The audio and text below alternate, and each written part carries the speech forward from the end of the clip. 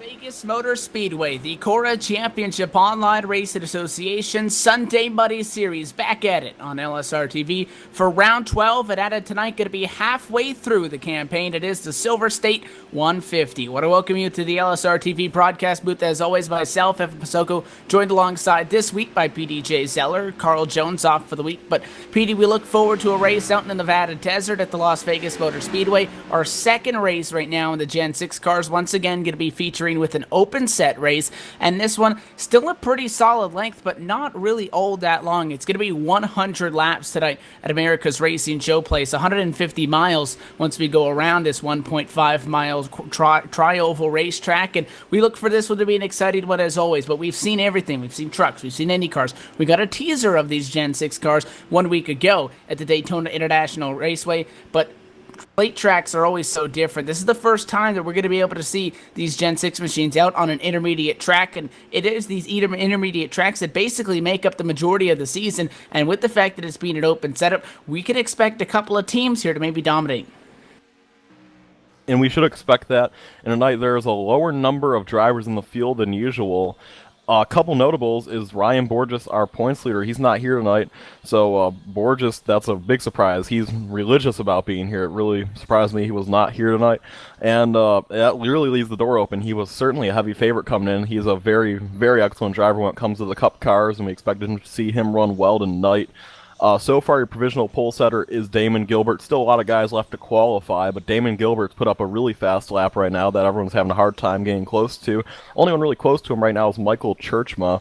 And Churchma, without Borges being here, I have to expect to be another favorite, because back whenever we did these cars earlier in the season at a big track, the only people that were keeping up with Churchma were Don Stevenson and Ryan Borges, and those two aren't here tonight, so this really leaves the door open.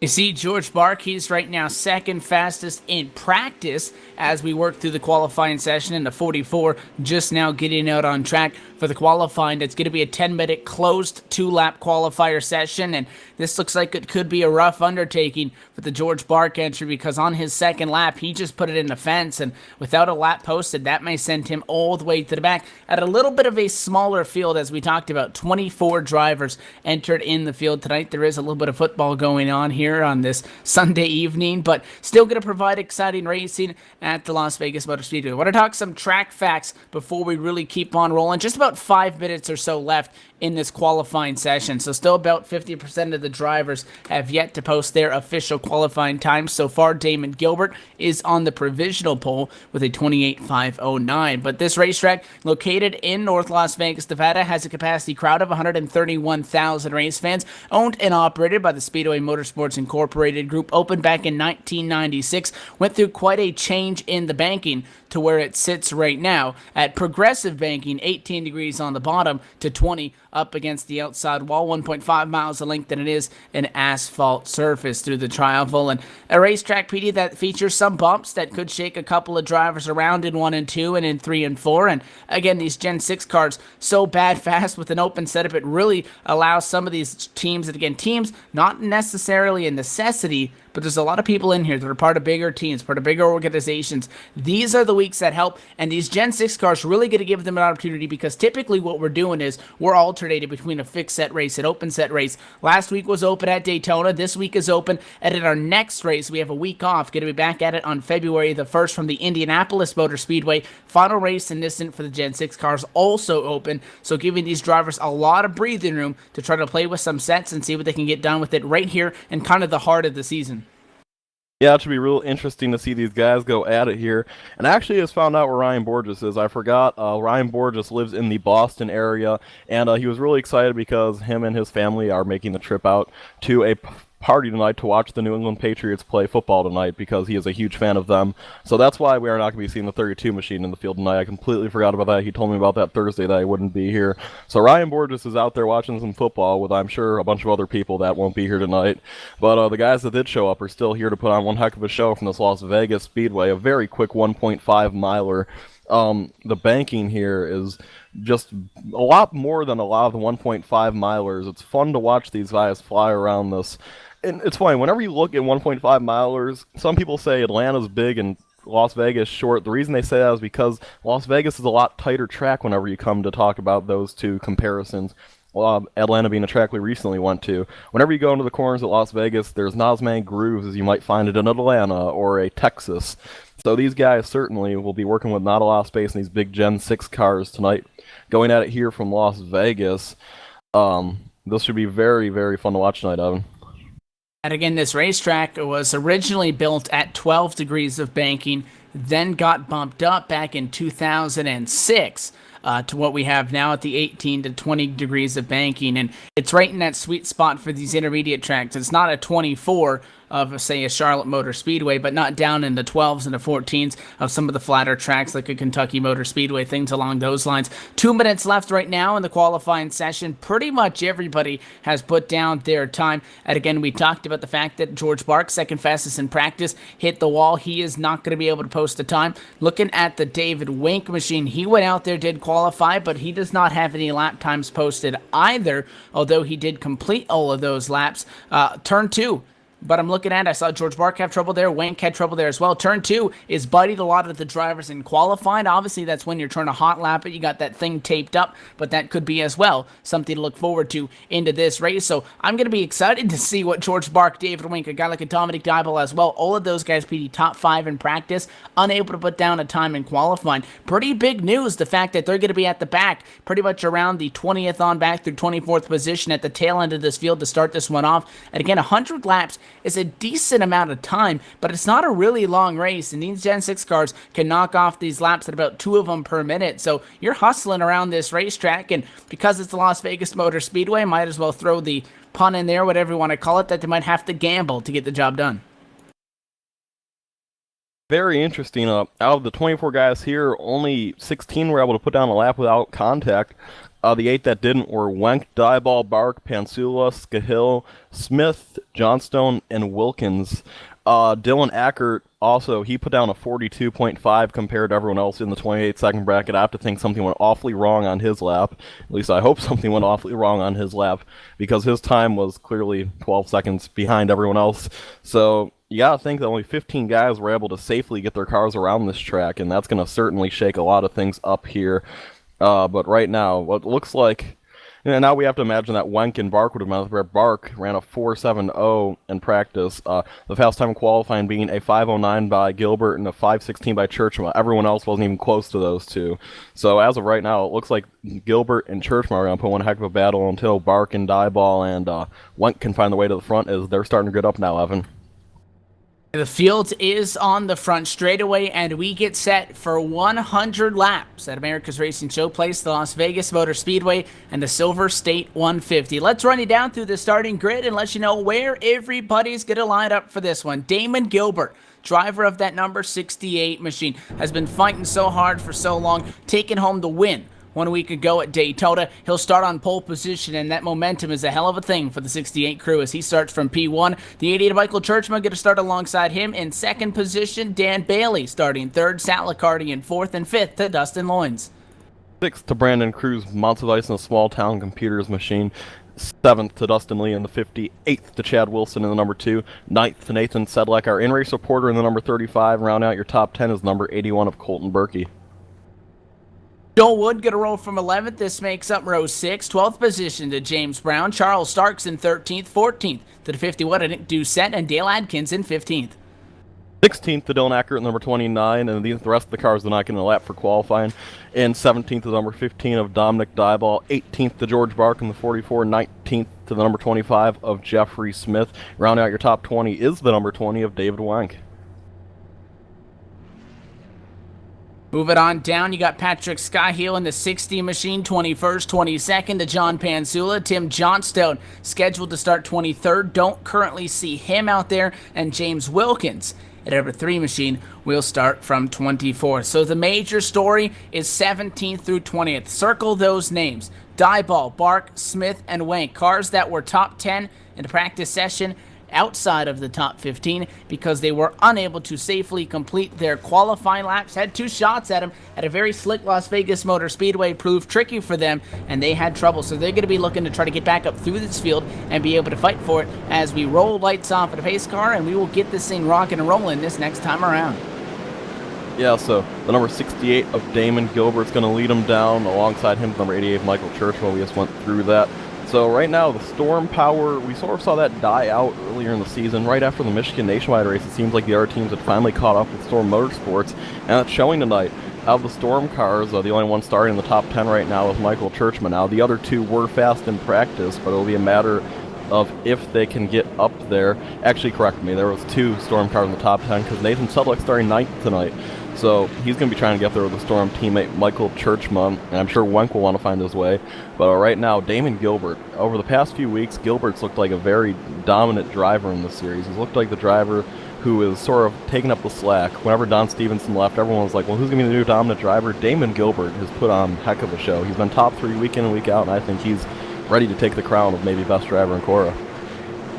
And we're going to be following the progress of that number 35, Nathan Sedlak, our LSR-TV in-race reporter for the race this evening. But enough talk, and let's get at it. 100 laps on tap around this 1.5-mile speedway. Pace car going to duck down and get way out of the way. Damon Gilbert now in control of this field. The Triton 68 rolls at a quarter to number 4. He is in control, can go what he wants, hesitates about 4 seconds total. Green flag now flies for the flag stand at Silver State. 150 is underway. Small challenge for second. Dan Bailey tried to go to the inside on Michael Churchman. Will tuck back in line, and the 88 machine going to be able to hang on to second very quickly. Top 5 all the way through to the top 10. Single filed out. It's just outside of that top 10 behind the 79 of Joel Wood, where we have our first battle, and it's James Brown up high. He's fighting off the 95 machine. A whole bunch of guys here battling side by side. You see Charles Stark on the inside. Charles Stark trying to get clear. Nicholas Doucette, the young gun, waiting in the wings.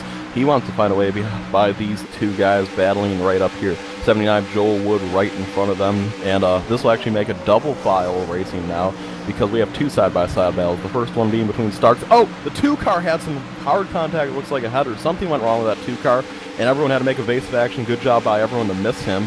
And that will actually get Starks and Doucette through to slow down the outside lane. So that will shake a lot of things up. And along with that, Dylan Acker got through, and it's really sending Joel Wood and James Brown backwards now. Dad Wilson still slow up at a high side. That's the number 2 machine that caught the fence in 1 and 2 on entry. Because of that, he just got stuck on the outside retaining wall pretty much all the way through 1 and 2. The battle for the lead is about a car length between the 68 and the 88. Not quite a side-by-side fight. Side-by-side inside the top 10, however. But a 54 of Brandon Cruz must suffice. Fighting the 35 of Nathan Sedlak's going to pass him at a high side. He brings the 81 of Colton Berkey through with tow, and now the 54 machine will slide back to what's going to be P9 after starting in 10th, picked up a lot of spots on the initial start of the race, and now sliding backwards a little bit more side by side back. The 20 of David Wenk, he's fighting with the 44 of George Bark. Those are two machines that we highlighted, PD. Started at the back of the pack, and although right now they're fighting with each other and George Bark's going to win this battle temporarily, I can imagine that they're going to be following each other back up through this field to those top 5 spots by the end of the night. Yeah, I have to imagine that too, as these guys are going at it right now, though, up here in the front. It looks like Churchman is just biding his time right now behind Damon Gilbert, waiting to go.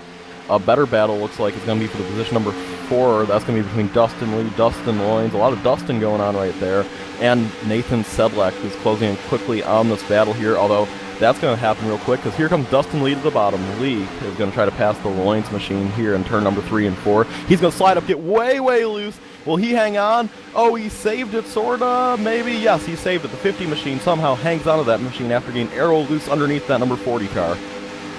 Obviously very slow down the front straightaway as he loses about 3 spots, but was able to avoid contact. Meanwhile, contact for the top spot as Michael Churchman, the 88, since the drop of the green flag, has been all over Damon Gilbert, who's riding the high of winning at Daytona 1 week ago and wants to make a statement that it's not a fluke that he got it at the plate track and he knows his way around these cup cars. He leads, but the 88 gave him a little bit of a shot to the back bumper down the straightaway the last time around, and the 88 still applying the pressure. Not so much trying to make a move, but if you're that close to him, PD, maybe even trying to force a mistake from Damon Gilbert to get to the top spot. So far, still green, lap 7.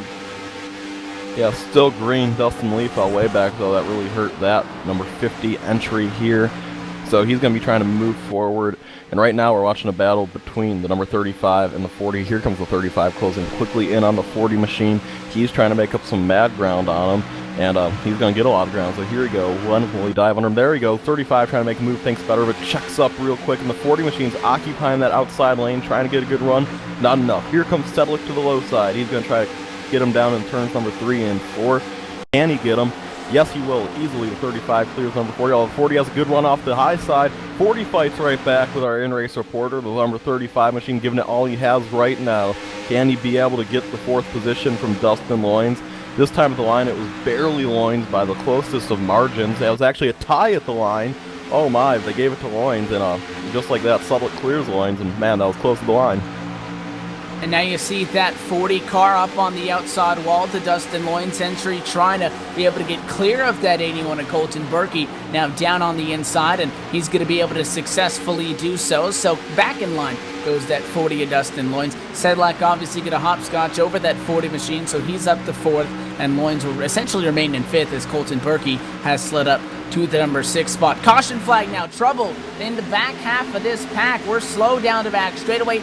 Dominique Dyball with heavy damage on the number 15 machine. Can't even remember what manufacturer that is because he's got no bumper or a back end on it. It is the Chevrolet entry in 23rd position. This is a 3-car wreck coming out of corner 2, and I said it when we were watching qualifying speeds that it was going to happen in 2, and it starts with the 99 of Charles Stark. Slow off the corner, PD. Probably maybe had to check up because he was going to overdrive that exit. Slowed down, slid up the hill, and just got your take a look, just slid up into James Brown, sent that Lafarge machine sideways, turned it around across the nose of all those guys, the 01, the 15, and those 3 cars all go into the inside wall. Tough break, especially for the John Pansula entry, who caught a little bit of that bump on the wall and took a little bit of a harder hit to the left rear of that machine. But 3 cars in what was really a relatively calm yet competitive race opening in this one is now involved in that incident, and we slow them down for a caution on lap 11. Yeah, and that sucks for the Dyball machine and Starks. They both painted their cars in honor of Ohio State, who won the National Football Championship a week ago in a great game versus Oregon. So, man, that's really stinks for them. I know Dyball especially was really excited to represent Ohio State, but he will still have his reset, though. He'll be able to go back out there and fight for this win, and I know he has a really fast car, so he should be able to get back out there. Everything's going to remain the same, though. Damon Gilbert's still your leader as we just completed not too many laps. We weren't that deep into the race, only a 100-lap race. Like Evan said, a really quick event here. You're going to have to make at least 1 pit stop. Probably more than that if we see some cautions. So just going to be watching the progress of the guys coming to the field now. Leaders down pit road, and Damon Gilbert led us on. He's going to go with a 4-tire stop. He will not be the first car off of pit road by any stretch of the imagination, because the 88, who was all over him, going to be a right side only strategy call by Churchman. May not have been what he was initially going to do, PD, but he overshot his stall, backed it up, and then decided to go with that 2-tire call. So the 88 going to be the first car off of pit road, at least for that matter. Dominic Dyball is out there. He got a quick fix. He is 1 lap down. Joel Wood and Brandon Mossa-Weiss appear to be the only 2 cars that have stayed out. Brandon Cruz was able to lead the last time by, so maybe just staying out to get that bonus point, and we may see the 54 come back down pit road this time, or it's going to be him and that 79 of Joel Wood who stay out, and they'll be in front of Churchma, who's on 2, and then everybody else from Damon Gilbert on going to be with 4 fresh. We'll have to see if that 54 does elect to come down pit road this time. Does not appear so. So 2 guys going to stay out, 1 on 2 tires, everybody else on 4 fresh Goodyear Eagles. Yeah, so everyone's going to be on fresh tires here, and should be exciting to watch them go at it again. They did a great job that first time. Not a whole lot of wrecks, just a whole lot of good, wholesome racing action, and that's what you expect to see when we come to a track like Las Vegas and the Cup Cars with the Cora Sunday Money Series. I can't wait to see these guys go at it, though, again. Man, high-speed racetrack, high stakes, money on the line. You know you're going to see a good race. We're 12 laps into this event right now. So these guys, actually we're 13 laps into it. Sorry, I was looking at a car who was a lap down. That's Dominic Dyball. Speaking of cars lap down, only 2 guys are a lap down right now. That's Dominic Dyball and John Pansula. So they're going to be looking to get their laps back here shortly. Now with Brandon Mossa-Weiss leading this race on his strategy, that should throw a real wild card into this one as we're going to get ready for another restart here. I have to expect Churchma and Gilbert to fly by Mossa-Weiss and Joel Wood, but you don't know. Anything can happen here. Maybe Mossa-Weiss knows something that those guys don't happen. Is still relatively young into a fuel run at only 11 laps in, but everybody coming down, we got 3 guys that we will call off-cycle tire-wise, and then 2 of them that are off-cycle fuel-wise. And the cautions are going to dictate how the rest of this race shakes out, and who knows, it could possibly be a race-winning decision for the 54 and the 79, but they get a lot of hot rods behind him. Let's see how Massa Weiss and Wood are able to hold him off. The iRacing Ford First Mustang pace car gets set and takes that sharp left-hand turn down to the safety of pit road right there. The 54 in control on the initial start of the race. Damon Gilbert waited quite a while. Same thing with the 54. Everybody getting on the accelerator, grouping up behind him. Now we go green flag racing. At a 54 just did not get going. Joel Wood going to essentially beat him to the start-finish line, but even after the green flew, a little bit hesitant on that throttle, watching that tire spin was Massa Weiss, and now Joel Wood slow up on the high side, can't hang with him, and we're 3 wide trying to split him out of 2. Yeah, Wood hit the wall going into turn number 1 on the straightaway a little bit there. Tough move for him, and now here we go, battle for the lead. Not even a battle anymore because Churchman goes flying by, and here's his teammate Nathan Sedlak. Sedlak's going to follow suit here, and he will clear Massa Weiss. So Massa Weiss just getting freight trained here. Colton Berkey going to be looking low here. 3 wide. And, 3 wide we have behind him. That's a very intense battle we have with Nicholas Doucette in the 79. 79 just going backwards. The caution is out on the speedway. Big wreck in the back. Caution, and now contact after the caution. It's Joel Wood. He's in the wall. That's not what the yellow is for. Slow is Jeffrey Smith. That's the Hauveling machine. That's a Ford Fusion entry. Looks like he tried to make a pass on the 95, and it looks like he just blended back up to the outside, and what happened is he bounced off the wall. Patrick Scahill gets turned, and a wicked lick for that 60 car. Hard into the wall. The 3 machine is right there as well. Going to be collected in that incident is James Wilkins. That's the initial incident. I was still following the 3 wide, Pete, and then after the caution, George Bark checks up and gives a shot and puts the 79 to Joel Wood in the outside wall, post-yellow, accidental contact in that one. So, I mean, in theory, at least 4 or 5 cars going to get damage in that exchange, and 3 of them with that hard contact into the turn 1 wall. Awful wreck here from Las Vegas. I hope that Patrick Scahill is okay. I'm sure he's okay after that one. That was a really hard hit, though. His car went spinning sideways in all sorts of directions, and it ripped the front end and the back end off of that car. So certainly not at all the ride that Patrick Scahill want to be going for right now. I thought we might see Brandon Massa Weiss come down pit road, but no, he's going to stay out. I really expect to see Joel Wood come down as he does right now. So I guess the strategy, Massa Weiss feels like it's working for him, and Joel Wood clearly sees it's not working for him right now, so he's going to bring it in for some good years, a quick fix, and some gasoline here. Just 16 laps into this 100-lap affair from Las Vegas. And Evan, these guys are already going at it.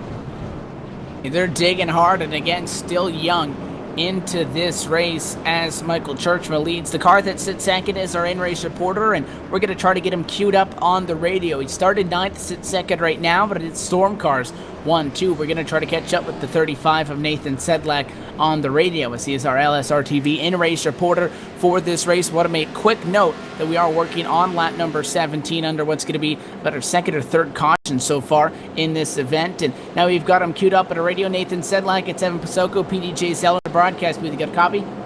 Yes, sir. We started back in 9th position. We're 14th fastest in practice, so it's been a steady improvement, but now already up to P2, and you're right behind your teammate in Michael Churchman. Last week we saw our first Cup race. It was open set at Daytona, but now we finally get these things back out on the intermediate tracks. It's an open setup. What did the Storm guys got tonight? Things are looking pretty good. We worked pretty hard this week. It's definitely a tough track with the conditions that are here. It's set up for a little bit of grip, but that's not always a helper with these cars. So I think made things a little bit difficult and made things on the tight side for some guys. So it's a little bit of a struggle out here, but we're getting it. Churchman sitting on 2 tires. We saw a couple of guys try to stay out on about a 10-lap run. Did not work out for them. Massa Weiss, one of them, still sits 4th, but Joel Wood went way back in traffic. Are you judging some of these tire strategies that these other guys are making and possibly thinking of that later in the race? What are you thinking? I mean, you're on 4 tires. You're the first car in line on 4 tires. Is that pretty much going to be what you stick with all race? Yeah, I'm one of those guys. I get so nervous when I take 2. I don't know if Mike took them on purpose there, but it's a good barometer for us. At least we can see. He got a little blocked on pit road or something. Had to take 2 to save some time. But I'm one of those guys. I like 4 good ones, man, and go get it. But I here at Vegas, I think I'm gonna take 4 all the time, and I think that's the best bet. But it just depends on how that last run goes and what the laps come down to there. We're just about a fifth of the way through this one when we get back at it, green flag action, and you've been able to pick up 7 spots so far, and I know we talked about the setup. I mean, what's the racing like out there on that last one with everybody back there trying to get around those cars that stayed out? Got pretty hectic, but I mean, what does the car feel like, and how's everybody else acting out there? Pretty calm so far, or do you think everybody's a little bit aggressive trying to get whatever they can here early? I think there's some guys that are trying to calm down, but they're trying to get to a spot where they can calm down. They want to get out of where they were. Something went funky with the qualifying. We advanced the session, and then the track was just different in qualifying. I think guys are a little sketched out by that right now, especially me. I made some pre-race changes there right after qualifying, so I don't always like doing that. But so things feel a little bit off right now, but trying to get to a spot, cool it down, calm down a little bit, and ride it out. We're going to be on the outside of the front row for this next restart. Lights on the pace cars. We cross over this time by. Going to go up before we let you get back to the team radio. Any sponsors or shout-outs you want to throw out real quick? Yeah, Storm Motorsports is always core for everything they do. You guys up in the booth, LSR TV, we appreciate it. All right, well, we hope to be able to talk to you, Nathan, throughout this race and maybe post-race from a good result. Good luck here. 10-4, thank you. That is our in-race reporter, driver of the number 35 Storm Motorsports Chevrolet, Nathan Sedlak. He's going to be on the outside of the front row. Petey, this restart going to come with 20 cars still on the lead lap. Everybody that's off the lead lap are James Wilkins and Jeffrey Smith. They're 2 laps down, and in 3 laps down are John Pansula and Patrick Scohill. Scohill is the only car that is not currently out on track. He has gone behind the wall. He is our first retiree on the evening, but Churchma on those 2 tires is going to be in control for this restart. Yes, we're getting ready for another restart here from Las Vegas Motor Speedway. These guys are ready to go at it here for, they still have 80 laps to go in this race. Certainly by no means over right now. And Churchma and Sedlak going to be bringing them out the front row. Remember, Sedlak has 4 tires, Churchma has 2. Time to see how that's going to work out for him. Pace car gets set to pull off here out of turn number 4. He's waiting. This pace car likes to take a little while to pull off. And now it's going to pull off, so it's all in the hands of Michael Churchma now. Churchma takes off, and so is Sedlak, right in sync, and they're going to be 1-2 at the line. And they got a great restart over Kurt and Berkey.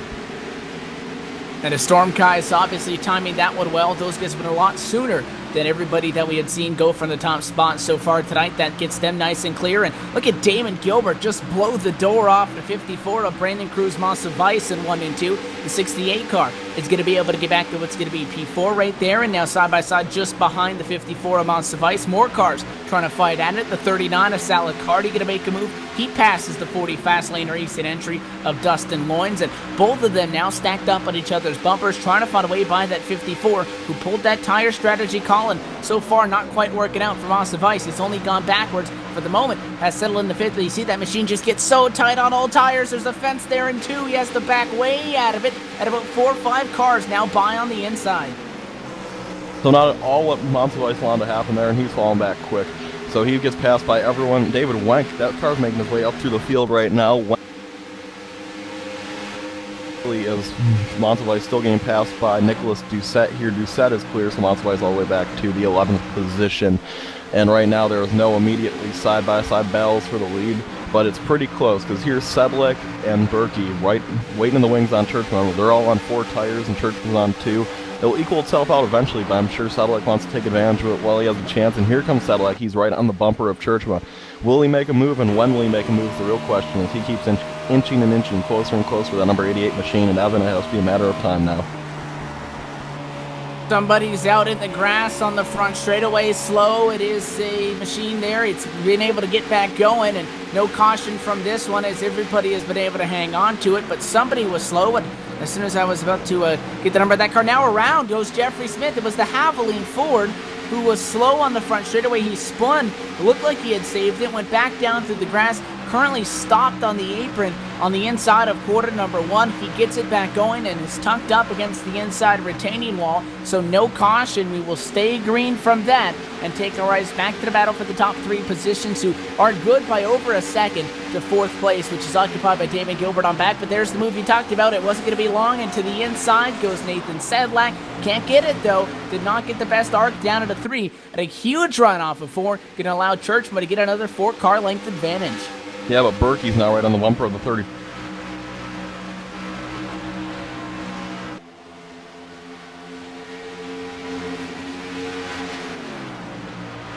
See that 81 car right there, right behind the 35 of Nathan Sedlak. That's about a car length that separates second and third right now. Talked about how they're good over fourth on back in this field. There is a battle going on right now with the 51 of Nick Doucette, who's in a hornet's nest, 3 wide at a quarter number 4. In the middle is the 20 of David Wink. Not a lot of room. Salicardi up high, and everybody survives for now. As we get back down to 1, the 51's on the bottom, and everybody else stacked up at a single file line, essentially on the outside lane. The 08, the 20, the 39, as well as the 50 car are all lined up on the high lane, and Nick Doucette is all alone down low trying to find a spot in line. Nick Doucette wants to find a spot in line, but he's going to have to battle here with David Wenk in the 20 machine. The 20 machine on the outside, he's trying to keep Doucette pinched down there low. And Doucette's going to try to make a move here. They're real close battling here. That's a very, very tight battle. Have to believe Wenk has a faster car. I mean, he's just flying through this field right now. And if he gets by the Doucette machine, he'll be up to 8th. So Wenk just fighting hard on the outside. He has a good run down the backstretch. Will he get clear of him is the real question here. He will not quite this time, but if he can get a good 3 and 4, there's no reason he can't. Doucette got loose on the bottom. He got really loose, saves it, and that will give the position to Wenk. And Salicardi's also going to get through there. The 50 of Lee is going to try. I'm not sure if he'll have quite as much time as the 2 in front of him did. Yeah, he does. So Nicholas Doucette loses 3 positions just like that. And back up front where there's now a 4-car battle about to ensue for the lead. Damon Gilbert is just flat-footing it right there in 4th position.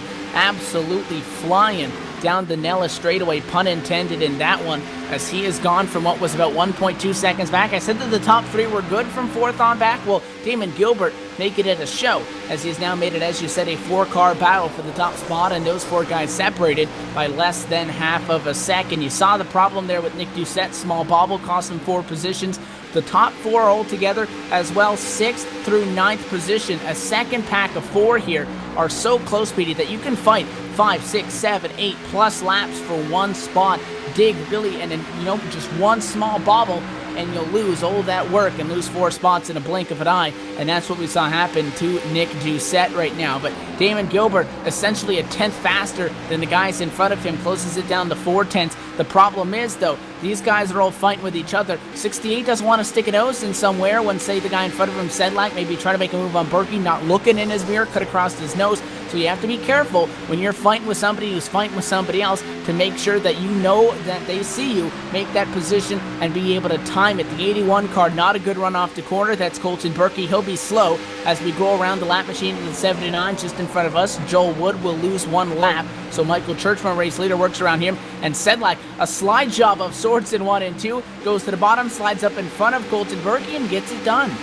Yeah, and right now Joel Wood's fighting with Churchman. He doesn't want to give that lap up. So Churchman's going to actually have a harder time than they thought getting around this Wood machine, who's on fresher tires, we know.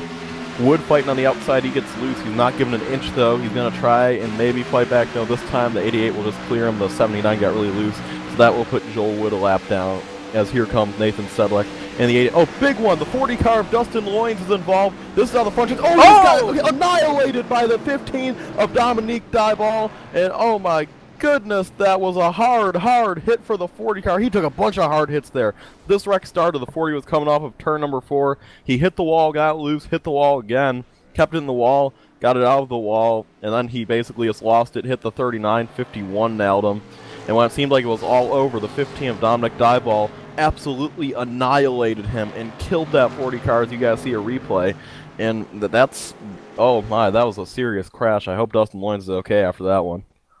And the 40 caught the fence, came down, hits the 39 of Salicardi there as well. Nick Doucette gets a piece of it. Doucette not happy with that. And then Doucette goes back into the outside wall and loses his engine. And then when that happens, Dustin Loynes coming back down the racetrack with everybody still essentially at top speed gets absolutely destroyed by Dominic Dyball, who comes flying in and was on the brakes. He slowed it down about 60 miles an hour, but still nailed that huge contact and damage to the 15. But it was Dustin Loynes who was up and over on his lid, and still about 2-3 other people could have possibly been involved in that one, and a huge incident. Going to slow things down. Michael Churchman will lead the leaders down for pit stops.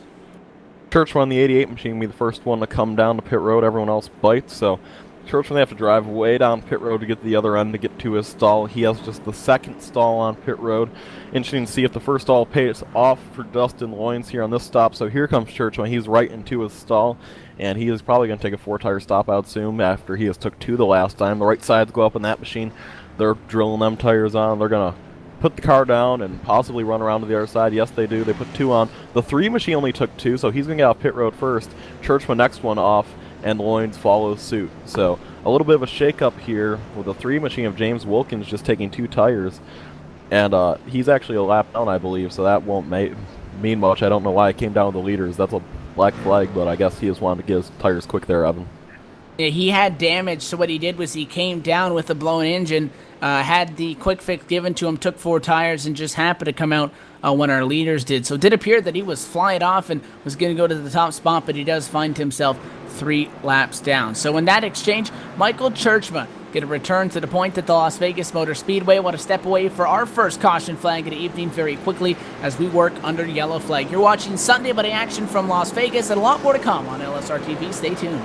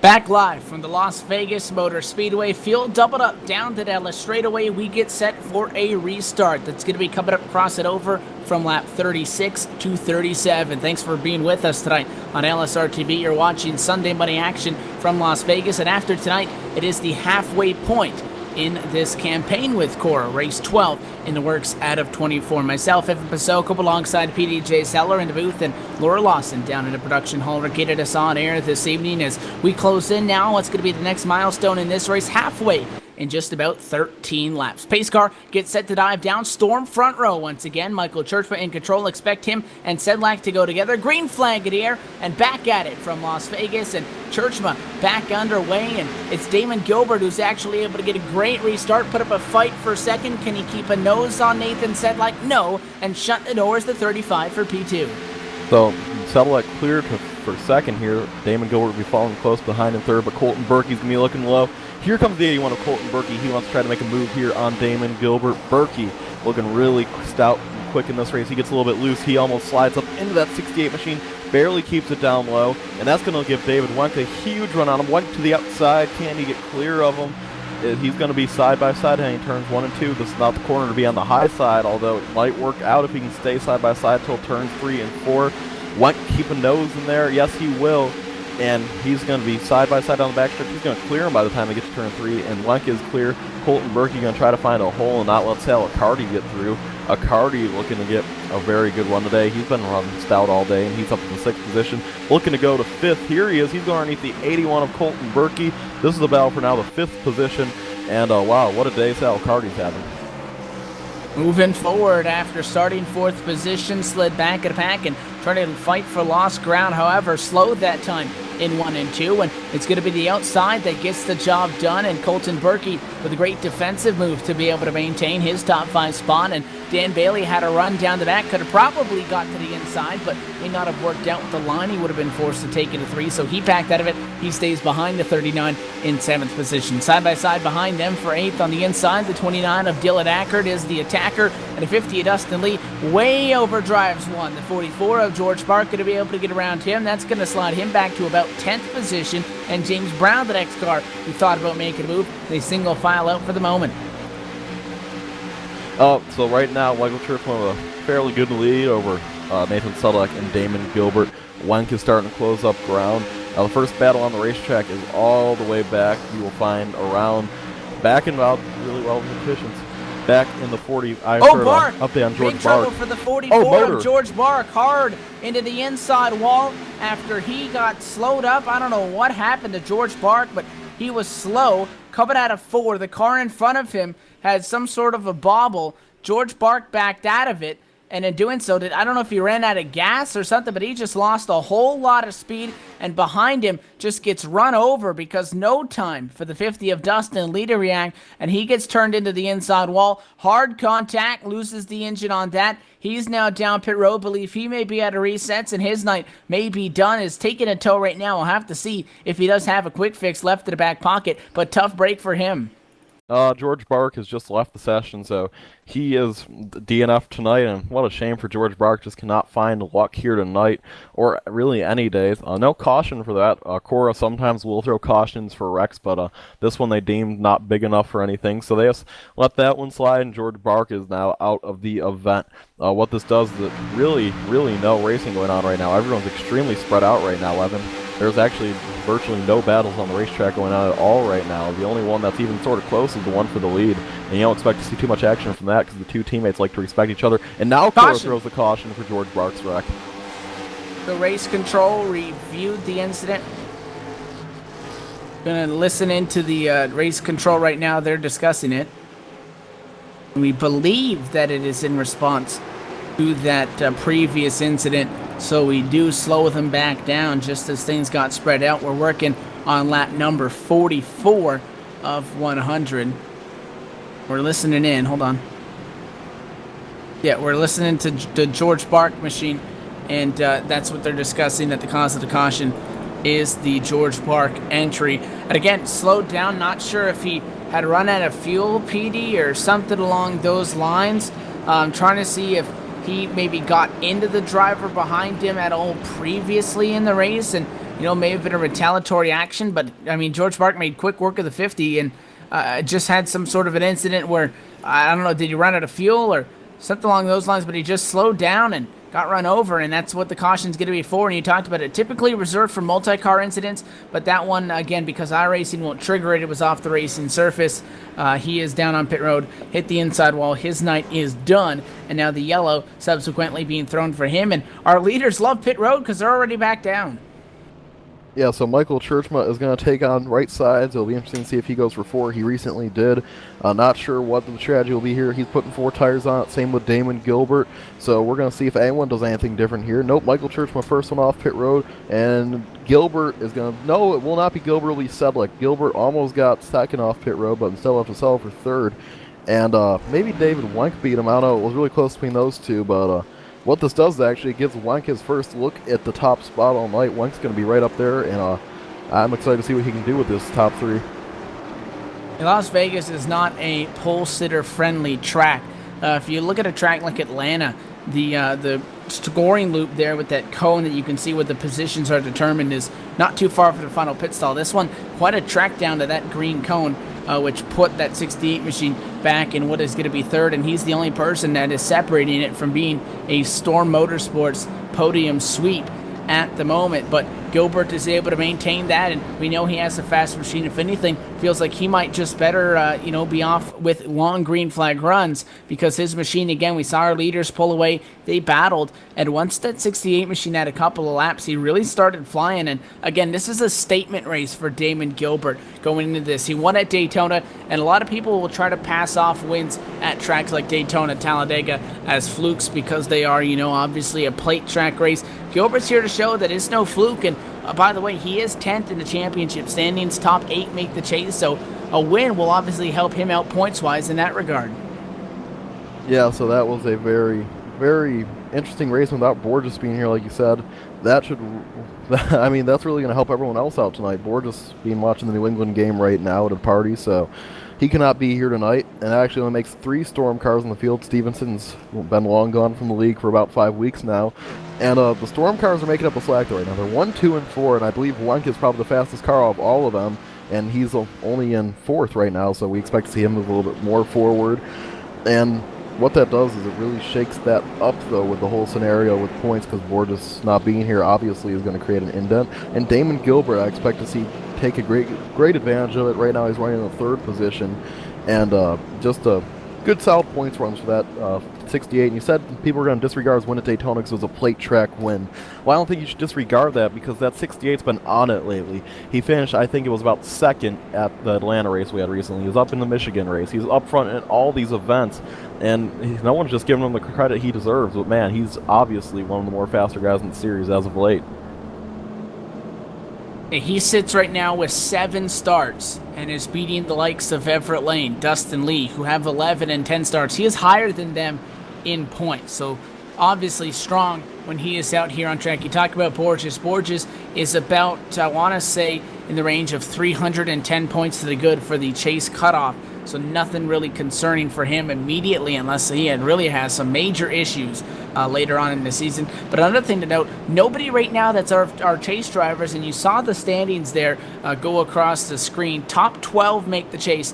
None of our chase guys have multiple wins. Only driver with multiple wins is Don Stevenson, obviously no longer racing on a week-in, week-out basis. Damon Gilbert is the only one who sits on 2. He is 10th, so correction on that one. But guys like Sedlak, Borges, Doucette, they don't have multi-time wins, and it's hard to believe that to an extent. But Michael Churchman, PD, is not in this championship. Those last 3 spots, Dustin Lee is in by 4 points over Don Stevenson, who's no longer here, but it's a 6-point gap to Churchman. That's not a lot of space between being able to fight for a championship and being on the outside looking in. So that's something that we need to follow throughout these next few races, is where they sit, because each race is crucial. And an update on Stevenson. Right now he's in position to be part of the next Pro Series class, so Stevenson's not doing too bad for himself. His work going green, pace car is off. Churchman's going to lead him down here, and he gets a good restart, pulls right away.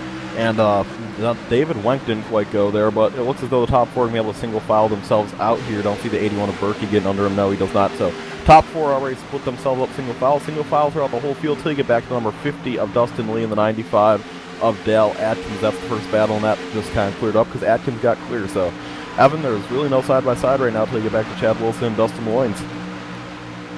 Everybody nice and respectful per se on that restart, getting single filed out, and the 2 machine of Chad Wilson with a bobble in 3 and 4, gonna check him up, and the 44 is gonna be able to get around him. That's back on track for the George Bark entry. However, now 3 laps down, the 51 of Nick Doucette is going to be able to get around as well. So Chad Wilson going the wrong direction. He's going to yield high. Brandon Monsivice going to be able to be by him as 16 cars remain on the lead lap, and everybody inside of the top 5 are all over each other on each other's bumper. This race going to be halfway, and cross sticks in the air the next time by as we cross over to take 50. Dominic Dieball threw his motor, and he used his reset, so that could easily end the night there for the number 15 machine. He's bringing it down his pit stall. We can see if he actually missed his pit stall, so we'll interesting to see if he has a reset. Yes, he does. He had another reset in the bag, so he's going to get his car repaired and then go back out there and fight for it again after he blew his motor. And it's a real tough break, though. I'm sure he's going to go possibly 2 laps down now from that whole exchange as the top 3 start tightening up. And that 68 of Damon Gilbert is flying right now, Evan. Trying to catch these leaders as quick as he can. He's right behind number 35 of Nathan Sedlak, and Sedlak's doing a great job right now, though, keeping up with Michael Churchman. We've been following a lot of action here. 3 wide in corner 4. The 44 is in the middle of it. That's the lap machine of George Bark, but Doucette in this mix. Dylan Ackert, the 99, as well, fighting for this one. You got the 12 just in front of them at Tim Johnstone's entry. So a lot of guys fighting right now for what's going to be about a 13th place. And slow as Charles Starks off the corner.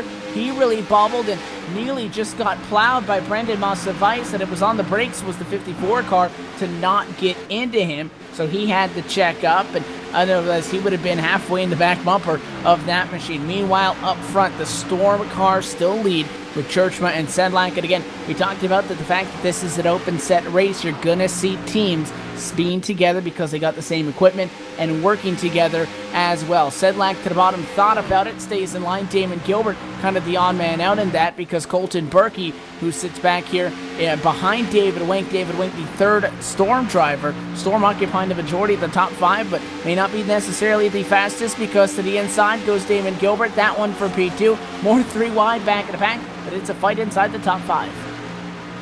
Fight inside the top 5 it is. The number 68 machine's going to try to clear 35 of Damon. Nathan Sedlak, Damon Gilbert, that's battling him right now. Gilbert has been hot lately, and he wants to back up his win at Daytona last week over James Brown tonight with a W. So here comes Damon Gilbert fighting strong. He's right behind the number 35 machine. Could not quite clear him in that battle, but he'll give it another shot here in a second. He has to be careful, though, because David Wenk's coming right up in his mirror. Wenk has a good car, we know that, and I'm sure Wenk wants to make most of his scenario here. Another battle going on the racetrack right now is all the way back for the 21st position. That's between Don McDyball and the number 95 Charles Starks. So really not a whole lot of battling going on right now. The best one you're going to see is between Damon Gilbert and the Storm cars. And Gilbert took a shot at that P2 and was unable to get it, and now nearly back into the clutches of David Wink.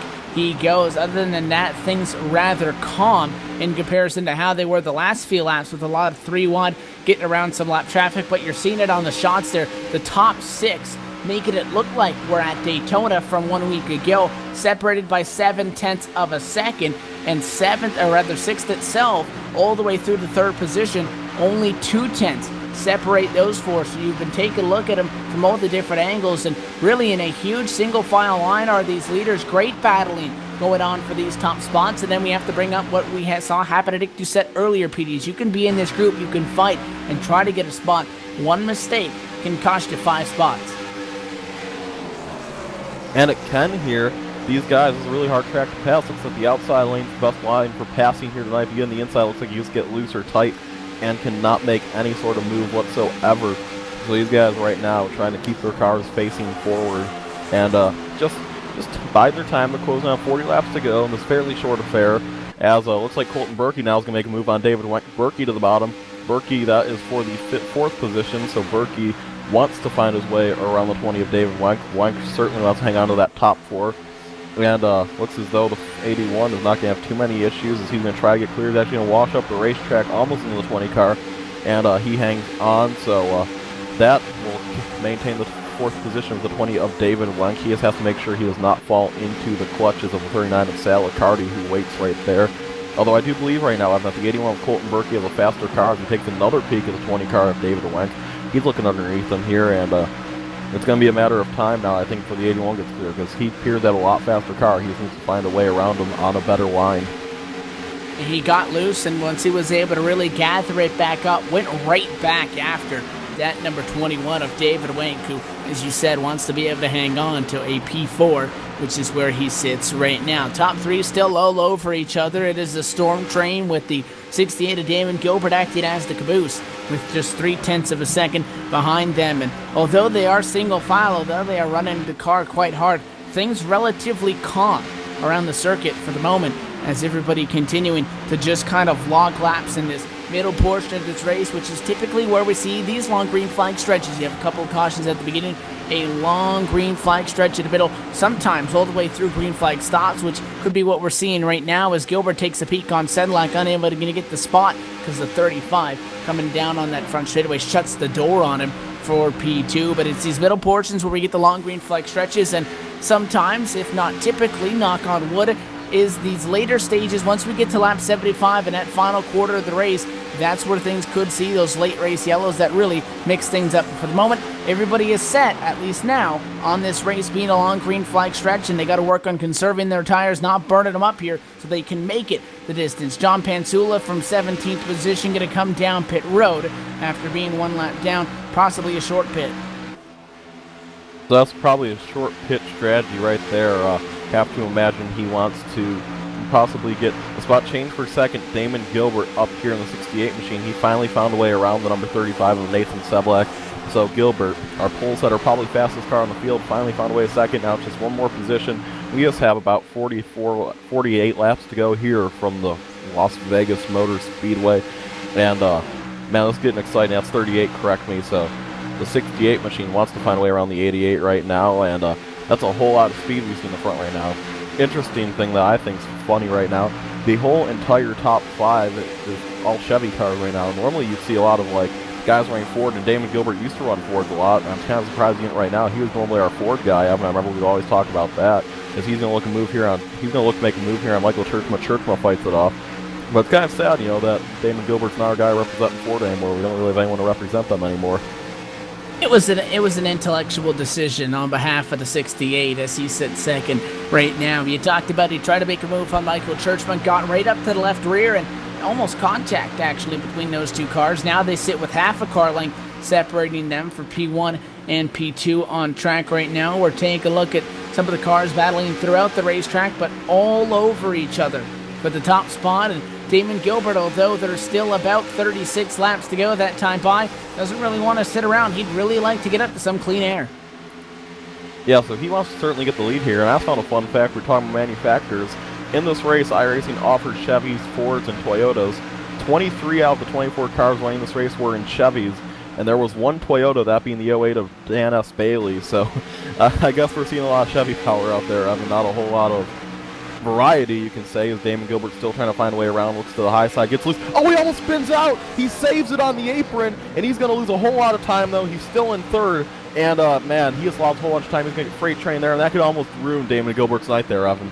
If this goes green, that could cost him the race. Trying to make a move to the outside in a Denny Hamlin-esque mistake where, well, try to make that left-hand bend. You're taking a look at the replay, trying to make that progressive left-hand curve, step it up the hill, and then try to reel that thing back in line and get sideways, so he loses a bunch of spots. The 81 going to go around him, the 20 around him, the 39 car as well, and Damon Gilbert is going to find himself scored at the start-finish line, now in 6th position. Just as I said, you work as many laps to get one spot, one bobble, and you lose, 3-4 times as many as maybe you had gained. And now, back to square one goes Damon Gilbert. He was back here, I think, 4th or so was the deepest I've seen him off of some pit road exchanges there. Now back to 6th. He's making quick work, already attacking David Wing, but he has 2.7 seconds back to the leaders. That's the problem. It is a problem for him. He's going to clear one here. That looked like he made that one look easy. He still has a lot of guys to get by here, though, and that's going to be very tough for the 68 Damon Gilbert. And, man, that has to just absolutely suck for the number 68 machine. I know he looked to have a good run tonight, and this thing has a very green feel to it right now. I can't imagine us seeing too many more yellows, so Damon Gilbert could have just lost the race on that one mistake, although if he can get up to Colton Berkey and Sal Carty, he'll be back up to 3rd. His issue is, though, even if he has to get by them two, he still has 2 seconds to get to Churchma and Sedlak, so he's going to have a long, long way to go, and he's going to have to do some really big he's going to have to make a comeback here, like almost Seattle did earlier today. He's going to have to just drive his butt off here, although he's doing it right now. He's catching the 81 and 39 of them. Has picked up 2/10, but again, I don't know if 30 laps is going to be enough time to pick up 2.5 seconds on a decently fast in comparison to 68. Michael Churchman flying him and Sedlak, but I mean, it seems the only car that's had their number is Damon Gilbert, and this has been the story of Damon Gilbert's season, the fact that he's fast all race long, and something keeps him out of victory lane. Finally broke through 1 week ago in Daytona Beach, and now after fighting for the lead has fallen back to 6th. He's now wants 5th position and now taking 4th from the 81 of Colton Berkey. So back up to a top 4 spot. We know he has the speed. Question is now, is this time by race leader Michael Churchma? 30 laps remain. PD, who will take this one home? Oh, normally I would take a wild card pick with Michael Churchma, and but lately I've been not going with the obvious, factor. I think that Damon Gilbert, despite all odds, comes through in the clutch and wins this race. He's made up 2/10 the last 2 laps on the leaders, and right now I think he's just going to continue flying. And if he keeps that trend up, he'll get there. I'm going to have to go with Churchma. Take a look at the way this race sits right now. We've been looking at a battle between the 00 car right there, about mid-pack of the lead lap, James Brown. He's been fighting with the only Toyota in the field, the of Dan Bailey, the 20 of David Wank, the 50 of Dustin Lee as well. This battle all going on around 8th position. I do think that it is going to be Churchma at 30 laps to go. I do feel like this race could go green to the finish. That's what I'm going to call it as. However, never typically want to bet on that side of the line, because it seems these races always, trouble, the 50 just blew an engine in 3 and 4 out of nowhere. Dustin Lee just let the engine go. Yeah, I think he was running hot there. Oil temperature and water temperature probably got too high. He was running in a big pack battle, probably not getting a whole lot of air to the nose. He had nose damage, and you get a little bit that, and it's hard to trace. And the oil temps, the water temps can go up very quickly, and it looks like that might have been the cause of it. Which it's very hard, because if he runs out of quick fixes, sometimes it won't even let you fix that damage, and you just have to hope that it doesn't blow up. So Dustin Lee is slow on the apron. Heavy black smoke pluming out of the back of his Chevrolet entry. He will have to come down pit road, and that's going to be another driver on the lead lap that will fall off, and we'll be left with 14 of them in lead lap contention. Battle for third. Damon Gilbert has down to 1.9 seconds. Remember, it was 3 seconds just about 5 or 6 laps ago. So Gilbert is flying around Las Vegas Motor Speedway right now. He has to get right around 39. Oh, 39 cuts him off, and that's going to hurt him big time there. He's not going to find a way around 39. He has lost a whole bunch more time. And Sedlic's coming down pit road. So no room was given to Damon Gilbert, and now we see that coming down pit road for the final stop on this race, the 35 of Nathan Sedlak with a short pit strategy. The question is, when will the rest of these drivers come down, and do we stay green throughout this whole cycle, or do some of these guys end up getting caught a lap down if a yellow were to fly at a very inopportune time? 35 is in as we anticipated. Crew goes over to the left side. Going to be a 4-tire stop, gas and go for Nathan Sedlak. He is back off. Michael Churchma stays out there on the track right now. Salicardi right now is 2nd position. Damon Gilbert still sits in 3rd, trying to close back in on that 39, who he tried to pass a few laps ago and didn't quite get the grip that he needed. Out of 4, slid up and nearly dumped Cardi in that side-by-side battle. But this one coming down to the end here, and there's not out of the realm of possibility that somebody may throw a late race strategy tire call into this one. I would almost bet money on that 68 car takes 2. I have to believe that he has to do something here, Jeff. I think he has the car to do it. And Churchwell's looking a little bit slow right now. They just made up 5/10 on him. I don't know what happened to him that lap, but he lost almost, actually 7/10 of that lap. Something big must have happened to him that time. He was way off pace. He ran a 30 flat compared to the Damon Gilbert machine, who ran a 29.5. Gilbert's coming in. And Damon Gilbert's coming down pit road. This is the car. I think we see someone do tire strategy. I think it's him, Evan. Well, let's keep an eye as he comes down pit road from P3. That's going to leave Churchma out, as well as Salicardi. Race control reminded the drivers to watch the blend line where they come back up onto the racing surface. But Damon Gilbert has a long trip down pit road at pit speed of 50 miles an hour into the number 1 pit stall via pole position. Does he go with any tire strategy? Obviously, right side's going to go on the machine first. Gas going into the left side. They'd have enough that they don't necessarily need a full tank, and there it is, 2-tire call. I just had a really good feeling that he was going to do that. I had to believe that he had a 9.105 there for a pit stop. I had to believe he was going to take 2 tires. That was his only shot, really, at that point in the race. Churchma has been really off the pace these last few laps. I don't know what's wrong with his car. Salicardi's been way faster. Churchma, maybe he's saving fuel, or his tires are gone. Something's going on with that Churchma machine. But he must have just driven his car way too hard in the first run there, Evan. He is not looking up to pace right now.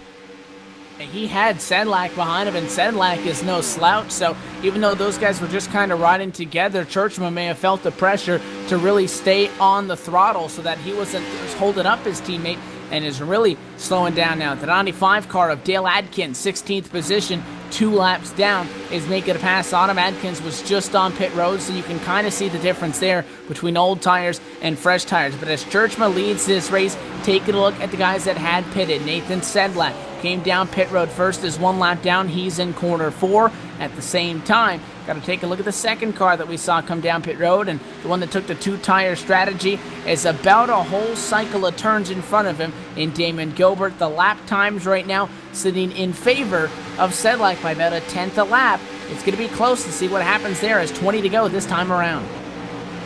As we see Michael Churchman now come down pit road, I have to believe this race goes green to the end. Everyone pits. This is right now the number 68 of Damon Gilbert's race to lose. Although we still have a long way to go, folks. Churchman coming down. We'll need to see if he takes 2 or 4 tires here. I don't expect him to take... He might take 2 now that I think about it. He knows that Gilbert did. This is really his shot now. He needs to take 2 if he wants to still be on pace with Gilbert. So here he comes in the stall. The right side, obviously, you're going up on that car. Now they're drilling them tires off and putting the next pair on immediately. Drops the jack. Will we see the car roll away? No. 4-tire stop for Michael Churchman. And he must think he can still beat the 68 on 4. Well, he lost a lot of time by staying out there on the old tires. We'll have to see where he cycles through. He's just now getting back out on track. Meanwhile, Nathan Sedlak has already passed him, so not even close to being able to fight for it is Michael Churchman in that exchange. Monster Vice is going to be able to get around him. Brandon Cruz has already come down pit road. No, the 54 is still out there on track. I do believe, have not seen him come down pit road in these latter stages for his final set of service in this race. Sal Accardi has cycled to the lead. James Brown second. Dan Bailey, Dylan Ackert, Brandon Monster Vice, and Joel Wood are the top 6 that have yet to come down pit road. And if there were to be a caution, everybody else would get a wave round. These guys would be able to pit, and they would lead this race, so that's what they're banking on. Right now I'm looking at Brandon Montevice. He appears to be saving fuel. He's the strategy guy. I mean, I don't really think he can string this one out, although I've seen crazier things happen. He might be coming down pit road this time. No, he's just really saving a ton of fuel. He has about a whole lap over Churchman. He can save fuel, so if he wanted to, I mean, he has a ton of room to do it. It's just a matter of if and, I mean, it'll be interesting, Evan. Last week in the pro race, I made a bad call thinking that he could save fuel. This week, I'm just not 100% sure if he'll not be able to save it. And the 68 and 08, I'm here, made a little bit of contact, but everyone was able to hang on, so it wasn't that big of a deal when it happened. So everyone's still calm, about 15 laps to go, and possibly fuel strategies to that factor. We'll have to see. The 54 of Monster Vice is give it up on any hopes of that. He stretched it as far as he can go, hoping on a yellow did not pay off for him, and he's going to be coming down pit road. That leaves us with 5 cars on the lead lap, and our leader Sal Accardi working around lap traffic in a side-by-side battle as we close in 14 laps to go. First car that leads 1 lap down is Damon Gilbert. If all the guys right now, top 6 that need to come down pit road, top 5 if you include Monster Vice, who is currently making service done to his machine, Damon Gilbert is our race leader. The gap has been closing and closing and closing, Petey, as Nathan Sedlak. And look at all the lap traffic. There's trouble that back straight away. Caution is out. Around is Damon Gilbert. The 68 car is wrecked. He lost it all by himself. He was pushing it too hard, got aero loose out too, tried to save it, walked up the track, overcorrected in the outside wall, and tore up his machine. The replay is up. This changes everything. We will have 5 cars that will immediately be on the lead lap, and those 5 will be your top 5 when it goes green, and they'll have way fresher tires than the guys behind them. Michael Churchman was about to unlap himself, but he didn't quite do it. So Sal Accardi's sitting pretty right now.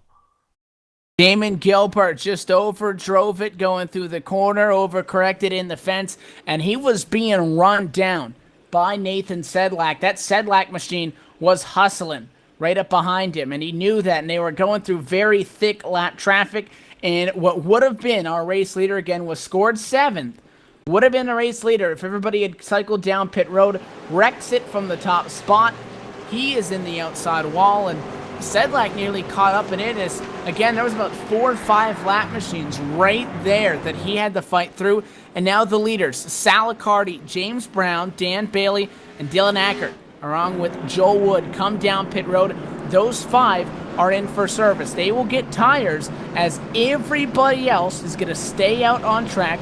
They will get a wave around, but will not have the fresh tires. And Sal Accardi, even a James Brown, a Dan Bailey, could be in position to steal this race if they're able to hang on for what could be in the range of about 8 laps or so over the guys that are going to be about 6th on back. But, I mean, they've been on their tires for almost 15 laps now.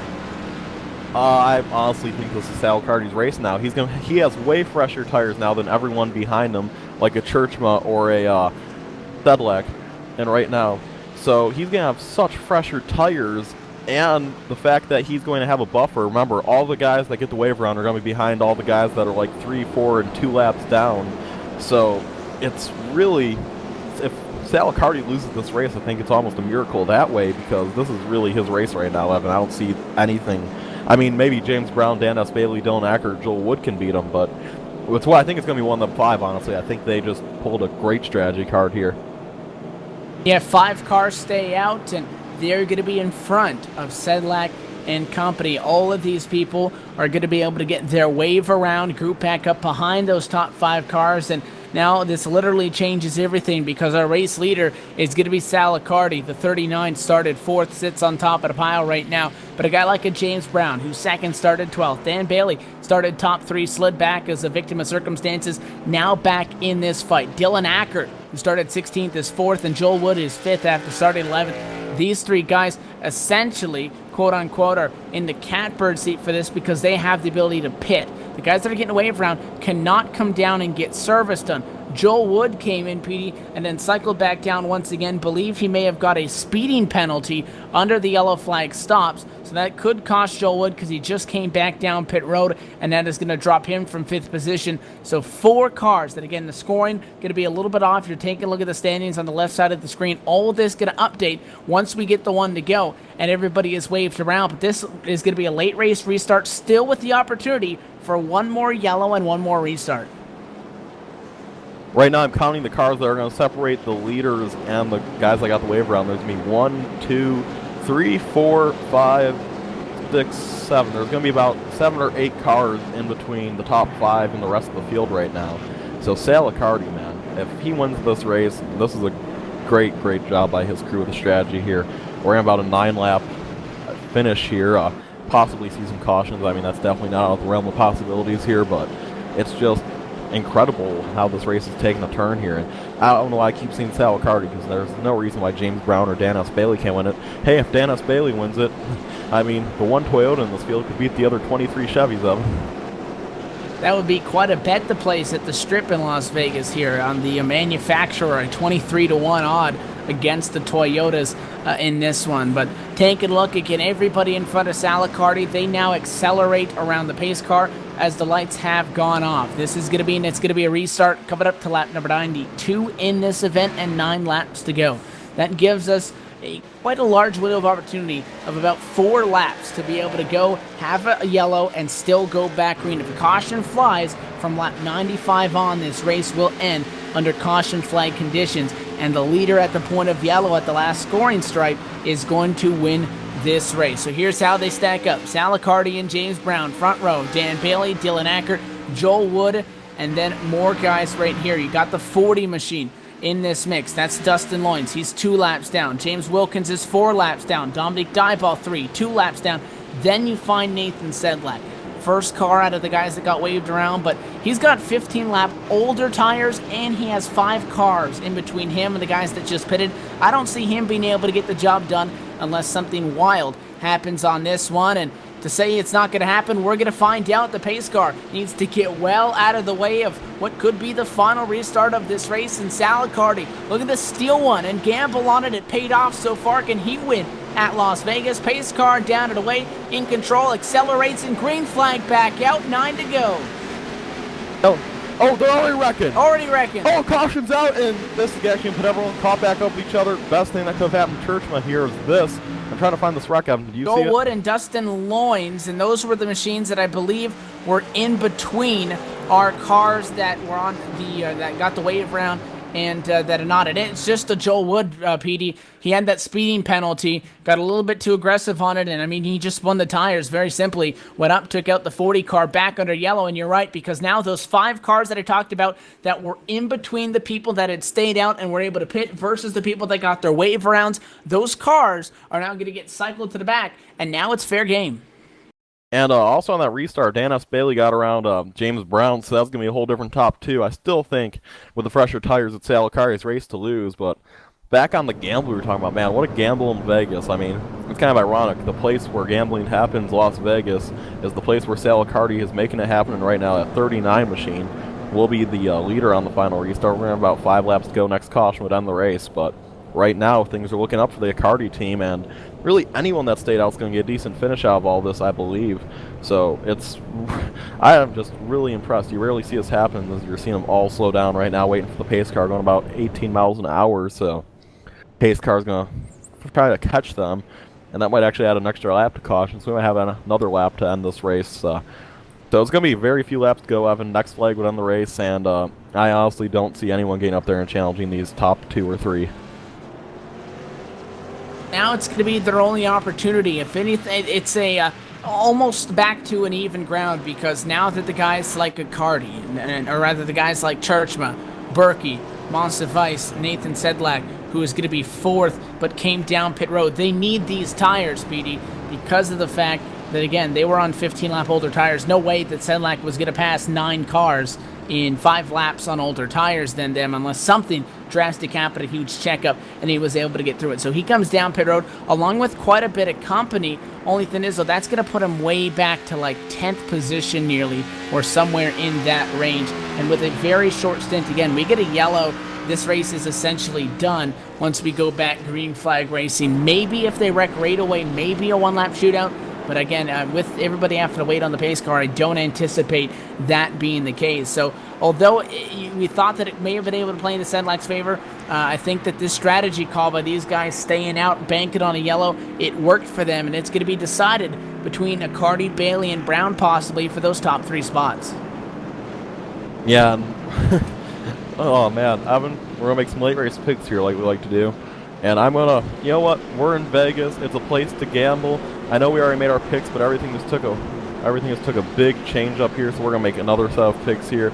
And it's Vegas, you know, gambling, like you said, the odds. I'm going to take the guy that had 23-1 the odds to win for manufacturer. I'm going to go with Dan S. Bailey steals this one. I mean, I think Sal Liccardi is going to get the job done. He'll be in control of this field, and I feel like with we got a lot of guys that are really going to be digging. Still people coming down pit road. The updated standings are going to have Churchma in 5th. You got guys like Sedlak back there on 4 fresh tires. I think this race will end under caution flag conditions given the circumstances with everybody. Now the fresher tires are no longer in the front, which there is a perfect scenario for green flag racing. Now that they're in the back, everybody's really going to be digging it at a hot, slick, abrasive Las Vegas Motor Speedway racetrack. I feel like we're going to get a yellow, and Sal Liccardi just needs to hang on for about 2 laps to win this one from P1. And he does have Dan Bailey, who qualified better than him, was faster than him in practice. But I think as long as he doesn't spin those tires, being the control car, if he can catch that 08 sleeping, and if James Brown is going to be a key part in this as well, if Brown's able to get a nose to the inside of Bailey, Sal Liccardi is going to be home free. We'll have to see, though. So many different situations that this can play out. It looks like it's going to be about a 5 lap to go restart. Lights still on the pace car on lap 94. 6 to go this time by. If the lights do go off and give us the one to go to the restart, it is going to be 5 laps to decide this one. Question is, without the ability to have green-white checkers to decide this race can very well end under a yellow flag condition. We'll have to see what the status on the lights are going to be. Yeah, with Sal Liccardi leading, I agree with you. It's going to be hard to beat him. I see Dan S. Bailey possibly getting by him. And saying that Liccardi was beaten practice by Bailey and beaten qualifying, and in qualifying was only 1 position, so they were pretty even in qualifying. I mean, Sal Liccardi's had a really stout car this race. I mean, this was no fluke. He was up near the top 3 even before the caution came out. So, Sal Liccardi, even if he does win this race, I just want to say that this isn't really a fluke. He had a fast car. Maybe not the fastest, but he certainly had a top 3 car tonight. And he might just get really lucky with this one here. Although we're about to find out, we're going to have about a 4-lap shootout from what I'm hearing from the drivers when they get the green flag in this one. So, this is going to be fun here tonight to watch these guys. duel it out for just 4 laps to decide who brings the win home from the Cora Sunday Money Series at Las Vegas Motor Speedway. Be sure to stick around for the post-race show where we talk to the top 3. And, man, this is going to be fun because Churchman's up there in 5th now, and he's going to be right there. I mean, it's not over for him, Evan, but it's going to take a lot with people in front of him having fresher tires and track position, clearly. He'll have to put down 4 pole laps, I think, if he wants to get the job done. I do believe, again, because we saw everybody have to wait on the pace car. Because of that, I think that's where this extra lap of pacing comes from. So it is going to be 4 to go. Caution will end this race. Accardi in control of this field. Nobody ever said it was the fastest car that won in racing. Nobody ever said that racing was ever fair. The fastest car tonight, I think a unanimous decision that it was the 6 to Damon Gilbert. Well, he put himself at a fence, finds himself in 12th. You got guys like, people that are cycling back at a pack. Nathan Sedlak is 9th position. Churchman, even though he's 5th, has led this race, and circumstances did not fall in their favor with the way the yellow flew, and now we're going to decide who walks away with the Silver State 150 from Las Vegas with Cora Sunday Money action. Going to be a 4 lap to go restart. Accardi, Bailey, Brown, Ackert. You got Churchma, Berkey, Monsivice, Wenck, Sedlak, and Adkins in the top 10. And it will come down to those 10. We're going to have a 4-lap shootout here from Las Vegas. They're about to roll the dice and gamble here one last time, as Sal Accardi's going to lead him down with a very fast Dan S. Bailey on his outside. And don't count James Brown, 2nd place last week. And he's good in the Gen 6 cars. He's very good in the Gen 6 cars, and I'm sure he's excited to be sitting pretty here for this final restart of the race, as we're just going to see one last time these guys go at it. And like I said, it's anyone's race. Maybe the top 3 could wreck and Churchman could find a hole, or maybe they'll go green to the end. Who knows? We're about to find out, Evan. Going to be 4 laps, 6 miles to determine who gets the trophy in the Silver State 150 and walks into an off week and the halfway point for the season on a high note. Sal Accardi, Dan Bailey will control this field from the front row. Pacing at a 4 for the final restart tonight on LSR TV. Pace car diving down and well out of the way. The 39 restart is key. Hesitating is Sal Accardi. He's got to go. He's got to get a good jump. Green flag back in the air. Good restart. Gets clear from 2nd, clear from 3rd. Top 3 single file. Churchman to the inside on the 29 of Dylan Ackert. That battle for P4. Battle for P4. Here comes Churchman. He's clear of Ackert, so Churchman already up to 4th. Now it's just a battle if Scott Bailey can catch those 39 or if a caution will come out. Who knows here, but we're watching these guys go at it for everything they're worth. The 08 of Dan S. Bailey. Oh, the double low machine got turned James by Brown. Churchman. He's in the fence. That's it. That's At it. the front, caution Sal fly. Accardi Sal does it. Accardi will win this at a quarter number 4. Comes the 3 to go under the yellow flag after trouble inside the top 5. For one of the cars that we discussed could have possibly won this, James Brown, he's in the outside fence. Dylan Ackert is turned around as well. Dejection for both of those drivers as the replay goes up. We knew Churchman was going to be fast, and the bump and run is something you typically see at a track like Iowa, a track like, a Martinsville PD. The 88 just straight ran over the 00, did not have time to wait for him, got sideways, and while trying to hang on to it, James Brown overcorrects, gets into Dylan Ackert. Those 2 cars in the fence. This could cost a little bit of points to Churchman if he gets an EOL at all, but that is ending this race as James Brown, no consolation, will work all race long to get to a top 5 spot, finds himself in 13th, and it was a bump and run gone wrong at 180 miles an hour. All defense to Michael Churchma. It wasn't too hard of a bump. He just kind of hit him in an awkward place. So Churchma had no bad intentions there, and if they don't EOO him, he will finish 3rd, so we'll have an opportunity to talk to him. Your unofficial top 3 as of right now, 2 to go, are the 39 of Sal Accardi, 08 of Dan S. Bailey, and the 88 of Michael Churchma. Right behind them is David Wenck and Colton Berkey. So really, it was a fun and exciting race, and I think a top 3 fastest car won this, even though it was on a gamble.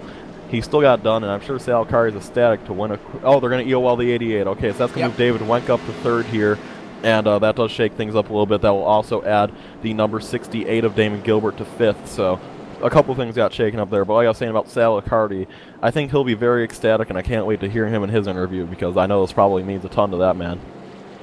Yeah, I felt like the 88 was obviously going to get black flag clearly. The cause of that after, again, he tried to pull a short track move at Las Vegas, and you can't really blame him. It is desperation late in the race, but in the end, he does take out 2 cars. So he is going to be given the end of the longest line penalty. Not going to really be a drastic hit. He'll drop to 14th points-wise because Michael Churchma, one of the drivers who is sitting rather is close in that thing, Petey, because he's going to go from 3rd to 14th. That's 11 points. He was 6 out from Dustin Lee. He's now going to drop from 5 spots in front of Dustin Lee to now essentially 5 behind him. That's actually rather a tough hit for Churchma if he wants to be able to make this chase. Still about 7 laps to go, or 7 races to go until that cutoff, but he just lost all the ground that he might have made up.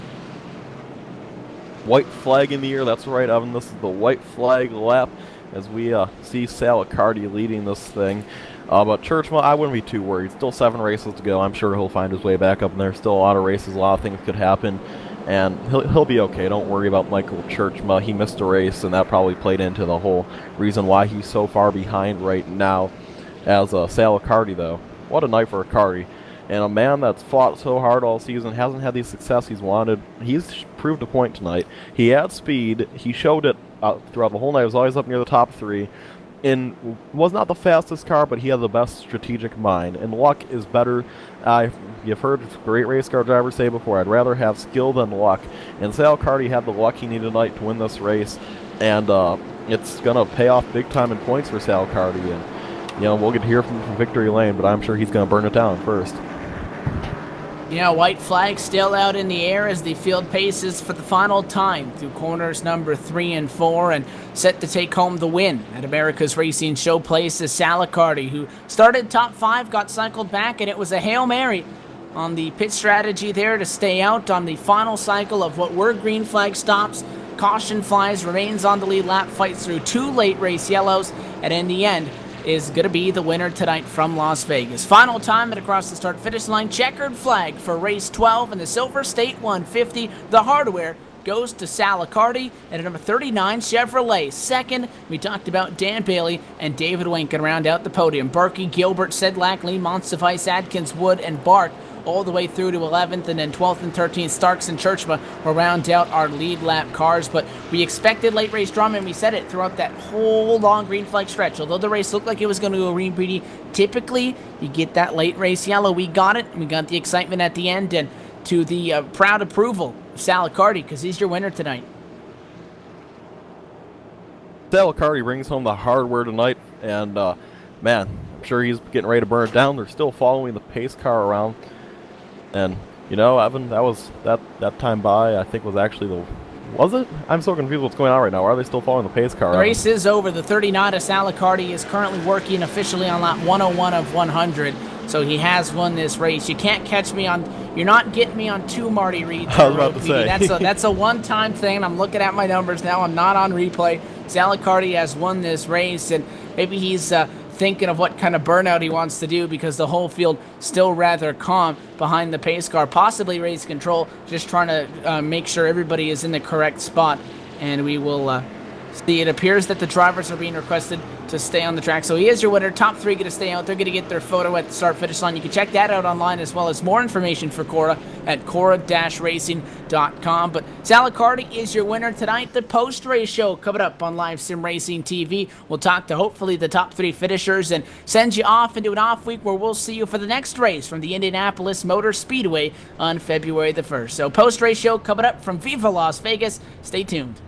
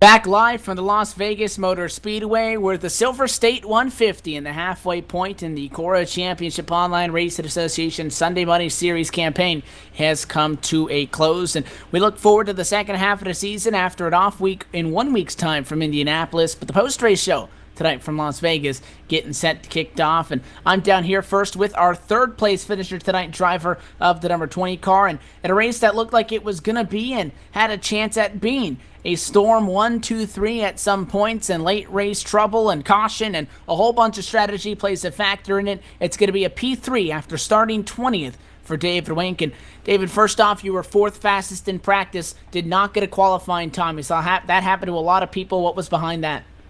I don't know. I was kind of surprised by the track conditions. I went out there, did a few key runs in practice. Everything was fine. Go out there, and all of a sudden, it just was like skating on ice. I couldn't get it past turn 2. Well, when it's all said and done, you start 20th in what was essentially a 24-car field. You pick up 17 en route to a podium position at Las Vegas. That strategy coming all the way down to the end of it, people staying out on pit road, people obviously coming down on pit road. You were part of that group that had pitted. You were able to fight your way back up there, though, and get a podium. What was that final quarter of the race like, and how did it all go down that you were able to get back up here and get that P3 for you and the team? It was really just strategy. I know my teammate Nathan went down, and I knew I had to go down soon because I was going to be about 2-3 laps short. It's just a matter of when. And I decided I'm more comfortable on the 20-lap run than I am anything else. So that was the decision on that, and really just making my way through up the field. It's just lucky. I was hoping for a top 10 because I don't like this track at all. But it worked out well. Can't complain. And now we're halfway through this season. You entered tonight fifth in the championship standings, have a better night than George Bark, and going to gain a few points on him. But right now you're sitting good when you look at the chase picture. Still 7 races to go till this field gets cut down to 12 eligible drivers, and we go 5 races to determine our champion. So as long as you don't have anything catastrophic or miss a bunch of races, you're pretty much set to be able to fight for a championship. So we got to look forward at the schedule. We got one more Gen 6 race coming up before we hit the trucks, followed by the B cars, followed by one last stint with these Cup cars before the chase. In 2 weeks' time, have an off week, going to be at the Indianapolis Motor Speedway in these Cup cars. That one as well, an open set. Storm looked strong early on, and you ended up carrying the flag for them late in it after a lot went down in those final 20 laps. What's the thought process going into Indy? The thought process is we're really confident with Indy. We have a set we built over the summer, and I did some testing, and it's still really, really fast. So I'm very, very confident going into Indy. Well, it's going to be a podium for you tonight, David. I know you and the team are working a lot throughout the week, getting the setup tuned in, and obviously not possible to get the job done by yourself. Sponsors and shout-outs, all the folks that make a top 3 run possible for the 20 Chevrolet. First and foremost, I got to thank the team: Nathan Sedlak, Michael Churchwell, Don Stevenson. All of them helped us throughout the week, and it was a tough break by Michael without EOL. And I got to give a shout out to Nathan again for that 5th or 6th place finish. I'm not quite sure where he finished, but strong team effort all week, and it paid off tonight. And it does. Enjoy the off week, and we hope to see a lot more of the 20 car as well as the Storm Gang moving forward into the second half of the season. Thanks for talking with us. Thank you. It is your 3rd place finisher tonight, the number 20 machine, David Wink, carrying the flag for Storm Motorsports when it is all said and done. And now caught up down on pit road with our P2 finisher and the lone Toyota in the field. PDJ Zeller's down, and he's talking with Dan Bailey. Yes, I'm down here with Dan Bailey. And Dan, you started this race 3rd, kind of fell back a little bit, but found your way up to the front. Take us through your race and how you came home 2nd. First, I want to thank the good Lord for a 2nd place finish, and I qualified 3rd, pretty much, and I didn't have a good long run car at all. It was good for about 10 laps, and then it really fell off. But I just got real lucky in that long run where Damon lost it, and I hadn't pit yet, and it put me in a great position to get the win. And I think if this thing stayed green, I might have had something for Sal. Well, Dan, you certainly put on a good event there, and you were the only Toyota in the field, so I have to ask you, what was it like being the only Toyota surrounded by a majority of Chevys? Yeah, I was a little different. I feel like I was surrounded by a big crowd and got nowhere to go, but it's pretty cool being the only Toyota in the field. All right, well, we're gonna head off into the off week and have no race. Then we come back on Super Bowl Sunday to race Gen 6s at Indianapolis. Are you excited for Indy, and do you think you have a good setup for that race? Indianapolis probably isn't my favorite track, but Las Vegas wasn't either, and I figured out how to get a setup here, but I'll just do the same thing for Indianapolis and try to get that track down. All right, and heading forward in the chase, you are certainly going to be wanting to make the chase. Clearly, you're right in the battle to make it. What do you have to do to keep your team up there, battling for the chase positions as the season goes on? Yeah, I gotta, well, pretty much consistently top tens is pretty much been my goal all year, and I figured if I could do that, I could pretty much break my way into the chase. All right, and before I let you go, catch up with your crew. Who do you got to thank? Who makes that for you the number 08 crew? I just want to thank Damon Gilbert, Dustin Lee, Jeffrey Smith, and those guys, George Bark, for helping me out. All right. Well, that was our second place finisher tonight, Dan Bailey in the 08 machine. And meanwhile, down in Victory Lane, Evan Pasoko is caught up where the champagne is flying and Sal Cardi celebrating. Yeah, 39 gets it tonight. He started top 5, Sal, and it was a late race strategy call that got the job done for you. You were able to come down pit road. Everybody else got to wave around, and 2 late race cautions. The restarts were key, though. You stayed out in front of it, didn't give everybody else a shot at you. How'd you get that 39 at Victory Lane tonight in Vegas? Well, I got to thank my teammates, helping me with setups, and I was uncertain what to do on the pit stop, so I kind of just stayed out, and we got lucky. We got the caution flag. And it worked perfectly into your favor. We saw a lot of drivers struggle in qualifying. A lot of cars that were top 5 in practice DNF'd in qualifying and had to start at the back of the pack. You, the opposite story. 16th fastest in practice, put down your fastest lap of the night in qualifying. Did that really help you get in that track position early on? Yeah, it's not good to start in the back. I mean, you get beat around back here, and to start up as close to the front as you can is the best. Well, it capitalizes for you and the team, and this is the halfway point now. Race 12 in the books out of 24, and we have a little bit of an off week. We get back at it in 2 weeks' time when we head to the Indianapolis Motor Speedway. What is your outlook rolling forward on the rest of the season? What do you want to get accomplished for you and the 39 team? Right now, we're just trying to get in the top 12, and just picking them off one at a time. And these finishes are definitely helping. I mean, I'm shocked. I can't believe I won a Sunday money race. I've been running these guys a long time, and this is a good win, man. And it's long fought for and well deserved, and there's no better way to get a lot of points than put it in Victory Lane. You got that job done tonight, and you're obviously going to be continuing to move forward with now 7 races to go to the chase cutoff to try to be able to make that, and who knows, maybe play the dark horse and fight for yourself a championship. Before we let you go, Sal, I know you talked about your teammates, sponsors, and shout-outs, everybody who made this possible and who got you to Victory Lane tonight. Yeah, 10-4. Well, I'd like to thank A Plus Auto Salvage. Got to thank Dominic Dyball, and he made my car look pretty, and all those coats of wax made it fast, And I got to thank Joe Wood. Got to thank Tim D. Johnston, Brandon, Colton Berkey, Charlie Starks. All them guys are really helping me. And I'd like to thank Cora and my driving coach. We hired a driving coach this year, Kevin McCarthy. And every time I do something stupid, I hear his voice in my head, and it makes me not do that stupid thing. Well, it worked out for you, and you were clutch when you needed to. Sal Cardi, your winner tonight. Thanks for talking with us, Sal. Congratulations, and we look forward to seeing that 39 have some more strong runs here moving forward in this season. All right, thanks, guys. Yeah, we plan on it. Thanks. That is your winner tonight. Put it in Victory Lane. A well-deserved winner, a long-fought deserved win for Sal Cardi. You love when you see people like this, Speedy. They're able to finally get it to Victory Lane. And he, another driver, much like we saw Damon Gilbert, knocking on the door, and he's able to capitalize tonight in the city that you got to gamble and got the job done on that tire strategy. Well, like you said, he's been around Cora for a very, very long time. He's been a part of the series since, he's just been here forever, and if he has first win tonight, it must just mean a lot to him. And he's been getting help from Kevin McCarthy, like he said, and it must have paid off. And Salicardi might be the dark horse going in the chase if he can keep doing what he did tonight. Well, he wins it tonight from Las Vegas, and we send you off into an off week where we have a break and 12 races down, 12 to go in this Cora season, and we look forward to the rest of Season 5 to be equally as exciting. But from Las Vegas, Nevada, that does it for the first half of the year. And Salicardi wins it after the Silver State 150 comes down to a couple of late race yellows, some strategy, a long green flag run. We had everything in this race that you could have wanted. Drama from the top spots. We had guys come up like a David Wank starting 20th, gets a third place.